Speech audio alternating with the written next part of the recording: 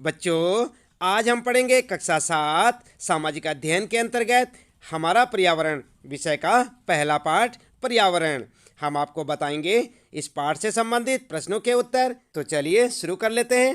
कक्षा 7 हमारा पर्यावरण विषय का पहला पाठ है ये, और यहाँ पर हम आपको अभ्यास प्रश्न उत्तर के माध्यम से पाठ से संबंधित प्रश्नों के उत्तर बता रहे हैं। तो आप देख सकते हैं यहाँ पर सबसे पहले पाठ के अंतर्गत पूछे गए प्रश्न और उनके उत्तर। तो यहाँ पर पहला प्रश्न आपके लिए, आप ध्यान दें, अपने आसपास के स्थल को देखिए और आपके पड़ोस में भूमि का उपयोग किस किस प्रकार हो रहा है उसकी सूची बनाइए। और ये प्रश्न आपको देखने को मिलेगा बच्चों पेज नंबर 3 पर। आप देख सकते हैं पाठ के आंतरिक प्रश्न ये, इसे देखें आप पेज नंबर 3 पर, और इसका उत्तर लिखेंगे आप इस प्रकार से लिखेंगे। उत्तर में लिखेंगे खेती, सड़कें, औद्योगिक क्षेत्र, दुकानें, इंस्टीट्यूट और रेजिडेंटल बिल्डिंग इत्यादि। तो इस प्रकार से आप पहले प्रश्न का उत्तर लिखेंगे। देख रहे हैं ना आप, ये है आपका पहला प्रश्न, और उसका उत्तर इस प्रकार से लिख सकते हैं कि इसका उपयोग किस लिए हो रहा है। खेती के लिए हो रहा है, सड़कों के लिए हो रहा है, औद्योगिक क्षेत्र बनाने के लिए, दुकानें, इंस्टीट्यूट और रेजिडेंटल बिल्डिंग इत्यादि के लिए। ठीक है, इसके बाद ये दूसरा प्रश्न है आपका, और दूसरे प्रश्न में आप देख सकते हैं क्या पूछा है। अपने घर एवं स्कूल में आप जो पानी उपयोग करते हैं वह कहाँ से आता है। हमारे दैनिक जीवन में पानी की विभिन्न उपयोगों की सूची बनाएं। क्या आपने किसी को पानी व्यर्थ करते देखा है। ये प्रश्न मिलेगा बच्चों आपको, ये भी पेज नंबर 3 पर आप देख सकते हैं। अपने पहले पाठ के यहाँ पर पेज नंबर 3 पर देखें। और उत्तर में क्या लिखेंगे आप। उत्तर लिखेंगे, हम जो पानी अपने घर एवं स्कूल में उपयोग करते हैं वह दिल्ली जल बोर्ड से आता है। पानी के उपयोग की सूची इस प्रकार से आप बना सकते हैं। तो ध्यान रखें बच्चों, यहाँ पर सारे के सारे बच्चे दिल्ली जल बोर्ड ना लिखें। आप जिस भी राज्य में हैं उस राज्य का जल बोर्ड होगा। जैसे राजस्थान के हैं तो राजस्थान जल बोर्ड लिख सकते हैं, उत्तराखंड है तो उत्तराखंड जल बोर्ड लिख सकते हैं, और आप बिहार के रहने वाले हैं तो आप बिहार जल बोर्ड लिखेंगे। इसी प्रकार से यहाँ पर ध्यान दें आप, खास तौर पर यहाँ पर दिल्ली की जगह अपने अपने राज्य का नाम लिखें, अपने राज्य का नाम लिखें यहाँ पर, और उसके बाद लिखें उसके आगे जल बोर्ड से आता है। पानी का उपयोग की सूची आप बनाएंगे तो कैसे बनाएंगे, यहाँ पर देख सकते हैं आप पॉइंटों के माध्यम से। नंबर 1 यहाँ पर पीने के लिए, धुलाई के लिए, सफाई के लिए, भोजन तैयार करने के लिए, नहाने के लिए। ठीक है, उसके बाद दूसरे नंबर पर लिखेंगे आप सीवर में छोड़ने के लिए, और उसके बाद उत्तर में लिखेंगे आप, हाँ मैंने ऐसे बहुत से लोगों को देखा है जो कि विभिन्न प्रकार से जल को बर्बाद करते हैं। वे जब तक अपने दांतों में ब्रश करते हैं तब तक नल को खुला रखते हैं। मैंने बहुत सी पानी की टंकी भर जाने के बाद पानी छतों से बहता देखा है। प्रत्येक दिन मैंने देखा है कि बहुत से लोग अपनी कार धोते हैं और सड़क को भी जो उनके घर के सामने की होती है, सड़क के किनारे लगे नल से पानी बहता रहता है लेकिन कोई बंद नहीं करता है। इस प्रकार से आप पानी का दुरुपयोग के बारे में भी लिख सकते हैं, और ये भी लिख सकते हैं कि कहाँ कहाँ से पानी आता है। जैसे आप देख रहे हैं यहाँ पर प्रश्न में देख सकते हैं आपके घर स्कूल में जो पानी उपयोग करते हैं कहाँ से आता है, और पानी को इस प्रकार से व्यर्थ करते हुए देखा होगा आपने, उसके बारे में भी आप लिख सकते हैं। तो इस प्रकार से आप अपने दूसरे प्रश्न का उत्तर लिखेंगे। बात करते हैं बच्चों, ये है आपका तीसरा प्रश्न। तीसरे प्रश्न में पूछा है आपको कि स्कूल जाते समय आसमान को देखें। ध्यान दें कि दिन कैसा है, वर्षा हो रही है, आसमान में बादल है, तेज धूप है या कोहरा इत्यादि। और ये प्रश्न भी आपको पेज नंबर 3 पर देखने को मिल सकता है बच्चों, आप वहाँ पर देख लेना आप यहाँ पर। यह है आपका तीसरा प्रश्न, और इसका उत्तर किस प्रकार लिखेंगे। उत्तर लिखेंगे, दिन बदली वाला है, यह तो बहुत अच्छा, काले बादल छाकर वर्षा के आने की सूचना देते हैं। अब मौसम ठंडा और आरामदायक है क्योंकि तापमान में गिरावट आई है। ठीक है, तो इस प्रकार से आप अपने तीसरे प्रश्न का उत्तर लिख सकते हैं। यह है आपका तीसरा प्रश्न और उसका उत्तर। इसके बाद बच्चों बात करते हैं यहाँ पर चौथा प्रश्न है आपका, अपने पड़ोस के किसी बुजुर्ग व्यक्ति से बात करें और निम्न जानकारी प्राप्त करें। और क्या क्या जानकारी आपने लेनी है। आपने लेनी है जानकारी, नंबर 1, जब वे आपकी उम्र के थे तब उनके आसपास कैसे पेड़ थे। और नंबर 2, दूसरा प्रश्न है, उस समय के घर के अंदर खेले जाने वाले खेल कौन कौन से थे, और उस समय उनका पसंदीदा फल क्या था, और गर्मी एवं सर्दी का मौसम वे कैसे बिताते थे। प्राप्त जानकारी को दीवार या बुलेटिन बोर्ड पर प्रदर्शित करें। और ये प्रश्न मिलेगा आपको पेज नंबर 3 पर। आप देख सकते हैं इस प्रकार का एक प्रश्न मिलेगा आपको, जैसे कि यहाँ पर ये चौथा प्रश्न लिखा हमने, ये आपको मिलेगा आपके पेज नंबर 3 पर। आप देखिए अपनी किताब में, और उत्तर में लिखेंगे आप। उत्तर इस प्रकार लिखेंगे, नंबर 1 आम, अमरूद, पपीता, लीची, अनार इत्यादि के पेड़। और नंबर 2 के उत्तर में लिखेंगे लूडो, शतरंज और कैरम बोर्ड, उनको ये खेल पसंद थे। नंबर 3 में लिखेंगे गर्मियों के समय वे केले के पेड़ों की घनी छाया में बैठते थे। और इसके बाद नंबर 4 का उत्तर लिखेंगे आप, गर्मियों के समय वे केले के पेड़ों की घनी छाया में बैठते थे। जोड़े नहीं, यहाँ पर जाड़े के समय में आग के पास बैठकर समय बिताते थे। वे धूप में बैठकर सूर्य की गर्मी भी लेते थे। ठीक है बच्चों, तो इस प्रकार से आप जो है अपने इन चारों प्रश्नों के उत्तर लिख सकते हैं, और चाहे तो अपने हिसाब से भी, क्योंकि आपने जिस भी बुजुर्ग व्यक्ति से बात की होगी उसके हिसाब से भी लिख सकते हैं आप। इसके बाद बात करते हैं यहाँ पर पाठ के अंत में पूछे गए प्रश्न और उनके उत्तरों की। तो ध्यान देंगे बच्चों, पहले हमने आपको बताए थे आंतरिक प्रश्न, और अब ये हैं पाठ के अंत में पूछे गए प्रश्न। आपने पूरा पाठ पढ़ लिया होगा। पूरा पाठ पढ़ने के बाद आपको जो है पाठ के अंत में कुछ प्रश्न दिखाई देंगे। आप देखेंगे पहला प्रश्न है, निम्न प्रश्नों के उत्तर दीजिए। और किन के उत्तर देने आपने? कह है पारितंत्र क्या है? आप ध्यान दें बच्चों, पारितंत्र क्या है, इसका उत्तर लिखेंगे आप। उत्तर में लिखेंगे यह तंत्र जिसमें समस्त जीवधारी आपस में एक दूसरे के साथ तथा पर्यावरण के उन भौतिक एवं रासायनिक कारकों के साथ परस्पर क्रिया करते हैं जिसमें वे निवास करते हैं, पारितंत्र कहलाता है। ये सब ऊर्जा और पदार्थ के स्थानांतरण द्वारा संबद्ध है। तो इस प्रकार से आप देख सकते हैं। क्लियर लिखें आप अपने उत्तर को। और यहाँ से पहला प्रश्न आपका कै वाला, और इसका उत्तर पारितंत्र क्या होता है, इसका उत्तर इस प्रकार लिखेंगे। बात करते हैं दूसरा प्रश्न है बच्चों, और प्रश्न में पूछा है कि प्राकृतिक पर्यावरण से आप क्या समझते हैं। तो क्या समझते हैं बच्चों प्राकृतिक पर्यावरण से? उत्तर में लिखेंगे आप भूमि, जल, वायु, पेड़ पौधे एवं जीव जंतु मिलकर प्राकृतिक पर्यावरण बनाते हैं। दूसरे शब्दों में पृथ्वी पर उपस्थित उन समस्त जैविक और अजैविक तत्वों का योग प्राकृतिक पर्यावरण कहलाता है। तो इस प्रकार से आप जो है दूसरे प्रश्न का उत्तर यानी ख का उत्तर यहाँ से लिखेंगे। इसके बाद अगला है आपका गय वाला प्रश्न है, और गय में क्या पूछा है? पर्यावरण के प्रमुख घटक कौन कौन से हैं? उत्तर लिख सकते हैं पर्यावरण के प्रमुख घटक, और हेडिंग डाल के लिखेंगे बच्चों। आप ध्यान दें, यहाँ पर आप हेडिंग डालें। उत्तर में लिखेंगे नंबर 1, नंबर 2 करके। सबसे पहले लिखेंगे नंबर 1 प्राकृतिक घटक खनिज, भूमि, पेड़ पौधे, पशु पक्षी, जल, वायु आदि। ठीक है। और दूसरे नंबर पर लिखेंगे मानव निर्मित घटक कौन कौन से हैं? यातायात के साधन, संचार के साधन, उद्योग, पार्क आदि, क्योंकि ये सब मानव ने निर्मित किए हैं। इसके बाद अगला प्रश्न है बच्चों, ध्यान दिया आपने, ये था गय प्रश्न और इसका उत्तर। और अगला प्रश्न है बच्चों गय वाला, मानव निर्मित पर्यावरण के 4 उदाहरण दीजिए।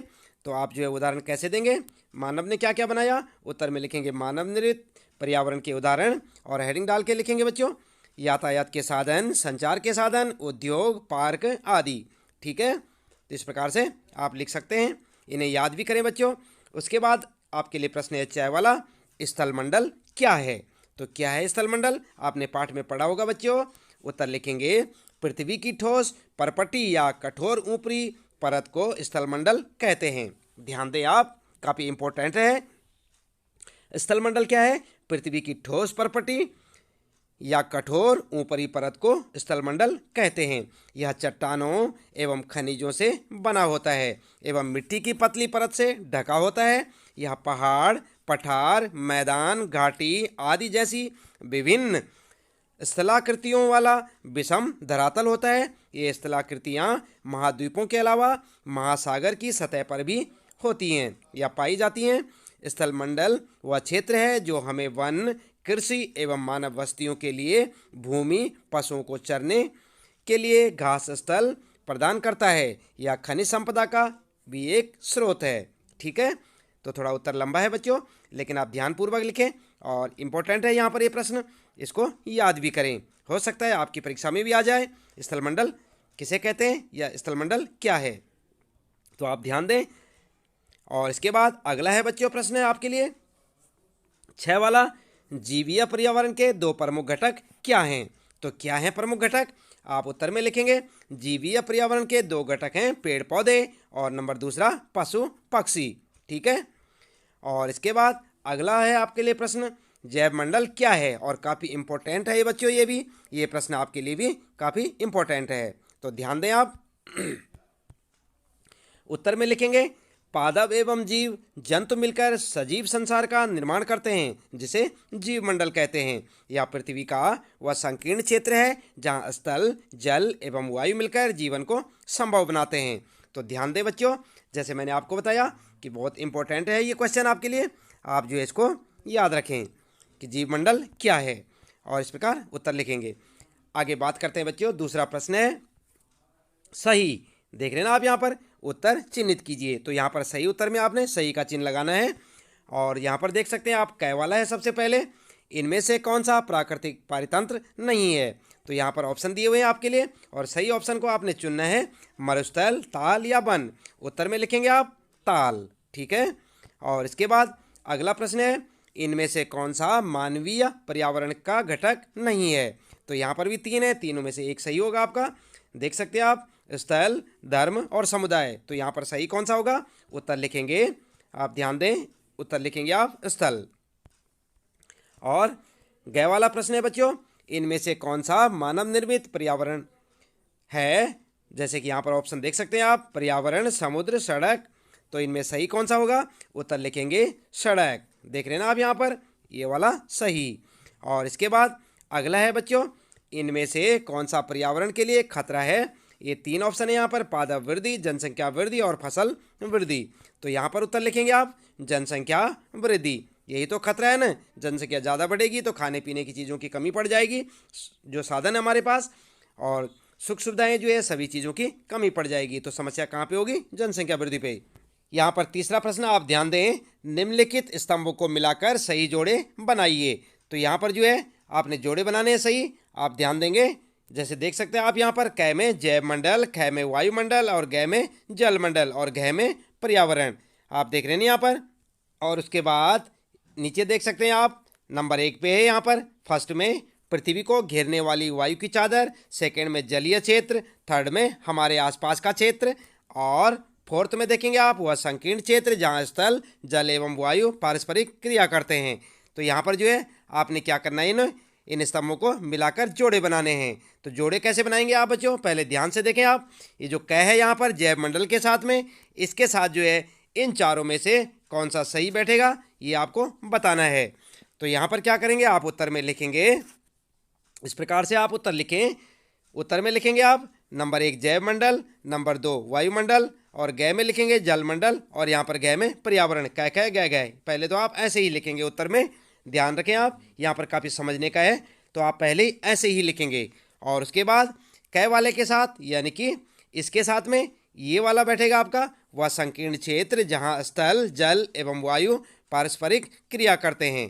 तो इस प्रकार से आप लिखेंगे। उसके बाद ख वाले के साथ के लिए आप इसको जोड़ें यहाँ पर, ये फर्स्ट वाला पृथ्वी को घेरने वाली वायु की चादर और उसके बाद यहाँ पर जो है जो थर्ड वाला है जल मंडल के साथ लिखेंगे आप, जल मंडल के साथ लिखेंगे जलीय क्षेत्र और उसके बाद जो अंतिम है यहाँ पर पर्यावरण, पर्यावरण के साथ आप यहाँ पर जो है यहाँ पर भी लिख सकते हैं मिलाकर। कैसे लिखेंगे? इसको लिखेंगे थर्ड वाले को हमारे आसपास का क्षेत्र, यानी कि पर्यावरण के साथ हमारे आसपास का क्षेत्र। तो समझ गए ना आप? इस प्रकार से आप अपना उत्तर लिखेंगे जैसे यहाँ पर आप देख रहे हैं। पहले वाले के साथ आप ध्यान दें ये वाला, दूसरे वाले के साथ यहाँ पर ये वाला और तीसरे वाले के साथ जल मंडल के साथ जलीय क्षेत्र और उसके बाद यहाँ पर जो है चौथे वाले पर्यावरण के साथ ये वाला लगाएंगे आप और इस प्रकार से आपका उत्तर हो जाएगा। चाहे तो आप ऐसे भी लिख सकते हैं जैसे यहाँ पर लिखा हुआ है, क्रम आप यही रखेंगे इसका कै ख ग घ और यहाँ पर जो है इसमें इसका क्रम ऐसे ही रखेंगे आप, चौथा, पहला, दूसरा और तीसरा। इस प्रकार भी आप अपना उत्तर दे सकते हैं। बात करते हैं बच्चों यहाँ पर चौथा प्रश्न है आपका कारण बताइए। तो कारण बताइए में क्या है यहाँ पर सबसे पहला प्रश्न, मानव अपने पर्यावरण में परिवर्तन करता है। तो तो इसका कारण क्या है बच्चों? इसका कारण है, उत्तर लिखेंगे, मानव अपने पर्यावरण के साथ पारस्परिक क्रिया करता है और उसमें अपनी आवश्यकता के अनुसार परिवर्तन करता है। वह अपनी आवश्यकता के लिए फसल उगाता है, पशुओं को पालता है और वस्तुओं को निर्मित करने के लिए उद्योगों की स्थापना करता है, आवागमन के लिए यातायात के साधनों का निर्माण करता है, नदियों पर बांध बनाकर बाढ़ पर नियंत्रण और सिंचाई का प्रबंध करता है। ये सभी मनुष्य को पर्यावरण से प्राप्त नहीं होता, बल्कि वह पर्यावरण में बदलाव करके प्राप्त करता है। तो ठीक है, पहला प्रश्न है यहाँ पर आपका, कारण बताइए में कैग में कि मानव अपने पर्यावरण में परिवर्तन करता है, इसका कारण क्या है? उत्तर में आप ये लिखेंगे, इसका कारण ये है, जैसे कि यहाँ पर आप देख सकते हैं, ये वाला लिखेंगे। उसके बाद ख वाला प्रश्न है, पौधे एवं जीव जंतु एक दूसरे पर आश्रित हैं, तो इसका भी कारण बताइए। कारण बताना आपने, तो कारण क्या है? तो कारण क्या है में उत्तर लिखेंगे आप।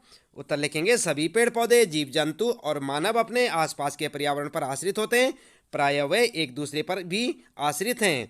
जीवधारियों को आपसी एवं अपने आसपास के वातावरण के बीच का संबंधी पारितंत्र का निर्माण करता है। अधिक वर्षा वाले वन, घास स्थल, रेगिस्तान, पर्वत, झील, नदी, महासागर एवं छोटे से ताल का भी एक पारितंत्र हो सकता है।